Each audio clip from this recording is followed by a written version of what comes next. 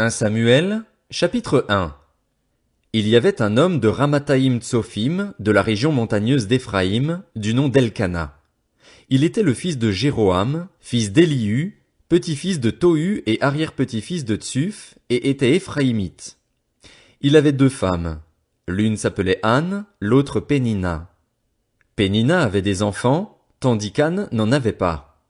Chaque année, cet homme montait de sa ville jusqu'à Silo pour adorer l'Éternel, le Maître de l'univers, et lui offrir des sacrifices. Là se trouvaient les 2 fils d'Éli, Ophni et Phiné, qui étaient prêtres de l'Éternel. Le jour où Elkana offrait son sacrifice, il donnait des portions à sa femme Pénina et à tous les fils et à toutes les filles qu'il avait d'elle. Mais à Anne, il donnait une portion double, car il l'aimait, même si l'Éternel l'avait rendue stérile. Sa rivale la provoquait pour la pousser à s'irriter de ce que l'Éternel l'avait rendue stérile. Et toutes les années, il en allait de même. Chaque fois qu'Anne montait à la maison de l'Éternel, Pénina la provoquait de la même manière. Alors elle pleurait et ne mangeait pas. Son mari Elkana lui disait, « Anne, pourquoi pleures-tu et ne manges-tu pas? Pourquoi ton cœur est-il attristé? Est-ce que je ne vaux pas pour toi mieux que 10 fils? » Anne se leva, après que l'on eut mangé et bu à Silo. Le prêtre Éli était assis sur son siège, près de la porte du temple de l'Éternel. L'amertume dans l'âme, elle pria l'Éternel et pleura abondamment. Elle fit le vœu suivant. Éternel, Maître de l'univers, si tu consens à regarder la détresse de ta servante, si tu te souviens de moi, si tu n'oublies pas ta servante et lui donnes un fils, je le consacrerai à l'Éternel pour toute la durée de sa vie, et le rasoir ne passera pas sur sa tête. Comme elle restait longtemps en prière devant l'Éternel, Éli observa sa bouche. Anne parlait dans son cœur et ne faisait que remuer les lèvres, on n'entendait pas sa voix. Éli pensa qu'elle était ivre, et il lui dit, « Jusqu'à quand seras-tu ivre? Va cuver ton vin. » Anne répondit, « Ce n'est pas cela, mon Seigneur. Je suis une femme à l'esprit abattu, je n'ai bu ni vin ni boisson enivrante, mais j'épanchais mon cœur devant l'Éternel. Ne prends pas ta servante pour une femme légère, car c'est le trop-plein de ma douleur et de mon chagrin qui m'a fait parler jusqu'à présent. » Éli reprit la parole et dit, « Pars en paix, et que le Dieu d'Israël exauce la prière que tu lui as adressée. » Elle répondit, « Que ta servante trouve grâce à tes yeux. » Cette femme s'en alla. Elle se remit à manger et son visage ne fut plus le même. Ils se levèrent de bon matin et, après avoir adoré l'Éternel, ils partirent et retournèrent chez eux à Rama. Elkana eut des relations conjugales avec Anne, sa femme, et l'Éternel se souvint d'elle. Dans le cours de l'année, Anne devint enceinte et elle mit au monde un fils qu'elle appela Samuel, car, dit-elle, je l'ai demandé à l'Éternel. Son mari Elkana monta ensuite avec toute sa famille offrir à l'Éternel le sacrifice annuel et accomplir son vœu. Mais Anne ne monta pas à Silo. Elle dit à son mari, « Lorsque l'enfant sera sevré, je l'y conduirai afin qu'il soit présenté devant l'Éternel et qu'il reste là pour toujours. » Son mari Elkana lui dit, « Fais ce qui te semblera bon, attends de l'avoir sevré. Seulement, que l'Éternel accomplisse sa parole. » La femme resta donc là, et elle allaita son fils jusqu'au moment de son sevrage. Quand elle l'eut sevré, elle le fit monter avec elle à Silo. Elle prit 3 taureaux, 22 litres de farine et une outre de vin. Elle conduisit l'enfant à la maison de l'Éternel à Silo alors qu'il était encore tout jeune.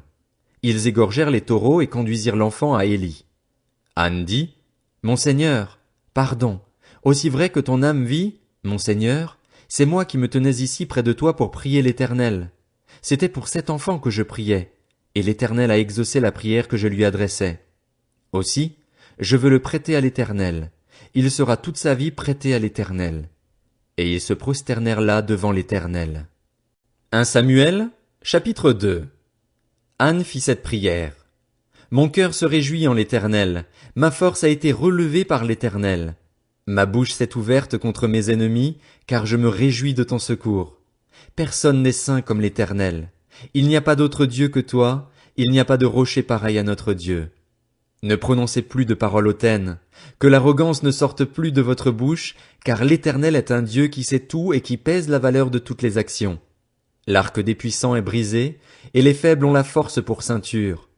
Ceux qui étaient rassasiés se louent pour du pain, et ceux qui étaient affamés se reposent. Même la stérile accouche 7 fois, et celle qui avait beaucoup d'enfants devient flétrie. L'Éternel fait mourir et il fait vivre, il fait descendre au séjour des morts et il en fait remonter. L'Éternel appauvrit et il enrichit, il abaisse et il élève. De la poussière il retire le pauvre, du fumier il relève le faible, pour les faire asseoir avec les grands, et il leur donne en possession un trône de gloire. Oui, c'est à l'Éternel qu'appartiennent les fondements de la terre, et c'est sur eux qu'il a établi le monde. Il gardera les pas de ses bien-aimés, tandis que les méchants seront réduits au silence dans les ténèbres. En effet, l'homme ne triomphera pas par la force. Les ennemis de l'Éternel trembleront. Du haut du ciel, il fera gronder son tonnerre contre eux. L'Éternel jugera les extrémités de la terre. Il donnera la puissance à son roi et il relèvera la force de celui qu'il a désigné par onction. Elkana repartit chez lui à Rama, et l'enfant resta au service de l'Éternel devant le prêtre Éli. Les fils d'Éli étaient des vauriens qui ne connaissaient pas l'Éternel. Voici quelle était la manière d'agir de ces prêtres envers le peuple. Lorsque quelqu'un offrait un sacrifice, le serviteur du prêtre arrivait au moment où l'on faisait cuire la viande, tenant à la main une fourchette à 3 dents, il piquait dans le récipient, dans le chaudron, dans la marmite ou dans le pot, et tout ce que la fourchette ramenait, le prêtre le prenait pour lui. Voilà comment il agissait vis-à-vis de tous les Israélites qui venaient à Silo. Avant même qu'on ne fasse brûler la graisse, le serviteur du prêtre arrivait et disait à celui qui offrait le sacrifice, « Donne de la viande à rôtir pour le prêtre.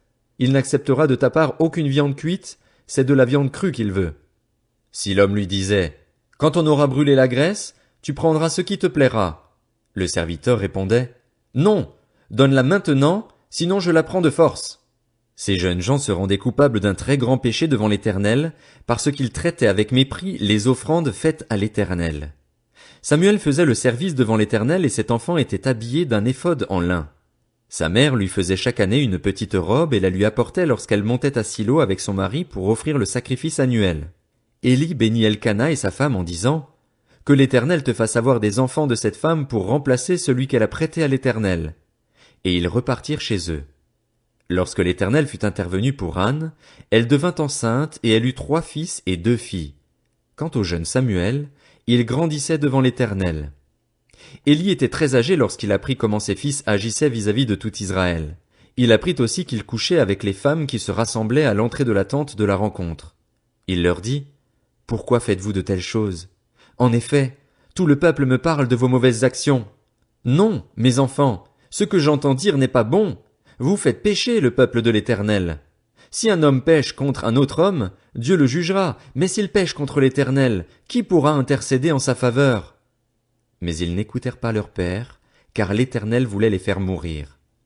Le jeune Samuel continuait à grandir, et il était agréable aussi bien à l'Éternel qu'aux hommes. Un homme de Dieu se rendit vers Éli et lui dit, « Voici ce que dit l'Éternel. Ne me suis-je pas révélé aux membres de ta famille, lorsqu'ils étaient en Égypte et étaient esclaves du Pharaon?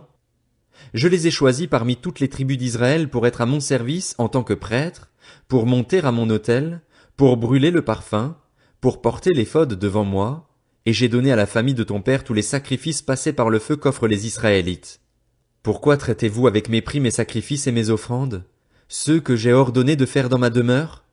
Et comment se fait-il que tu accordes plus d'importance à tes fils qu'à moi? C'en est au point où vous vous engraissez des meilleures parts de toutes les offrandes d'Israël, mon peuple. C'est pourquoi l'Éternel, le Dieu d'Israël, déclare. J'avais certes dit que ta famille et celle de ton ancêtre marcheraient devant moi pour toujours, mais maintenant, l'Éternel le déclare, loin de moi cette intention. En effet, j'honorerai celui qui m'honore, mais ceux qui me méprisent seront méprisés. Voici que viennent les jours où je vais briser ta force et celle de ta famille, de sorte qu'il n'y aura plus de vieillards chez toi. Tu verras un adversaire dans ma demeure, tandis qu'Israël sera comblé de biens par l'Éternel, et il n'y aura plus jamais de vieillards dans ta famille. Je laisserai subsister l'un des tiens près de mon autel afin d'épuiser tes yeux et d'attrister ton âme, mais tous les membres de ta famille mourront dans la force de l'âge. Tu auras pour signe ce qui arrivera à tes 2 fils Ophni et Phiné, ils mourront tous les 2 le même jour. Je ferai surgir pour moi un prêtre fidèle, qui agira selon mon cœur et selon mon désir. Je lui construirai une maison stable et il marchera toujours devant celui que j'aurai désigné par onction. Tous les membres restants de ta famille viendront se prosterner devant lui pour avoir une pièce d'argent et un morceau de pain. Ils diront, « Je t'en prie, rattache-moi à l'une des fonctions de prêtre, afin que j'aie un morceau de pain à manger. » 1 Samuel, chapitre 3. Le jeune Samuel était au service de l'Éternel devant Élie. La parole de l'Éternel était rare à cette époque, les visions n'étaient pas fréquentes. Un jour, Élie, dont la vue commençait à faiblir et qui ne pouvait plus bien voir, était couché à sa place habituelle. La lampe de Dieu n'était pas encore éteinte et Samuel était couché dans le temple de l'Éternel, où se trouvait l'arche de Dieu. Alors l'Éternel appela Samuel. Il répondit, « Me voici » courut vers Élie et dit, « Me voici, car tu m'as appelé. » Élie répondit, « Je n'ai pas appelé, retourne te coucher. » Et Samuel alla se coucher. L'Éternel appela de nouveau Samuel. Samuel se leva, alla vers Élie et dit, « Me voici, car tu m'as appelé. » Élie répondit, « Je n'ai pas appelé, mon fils, retourne te coucher. » Samuel ne connaissait pas encore l'Éternel, la parole de l'Éternel ne lui avait pas encore été révélée.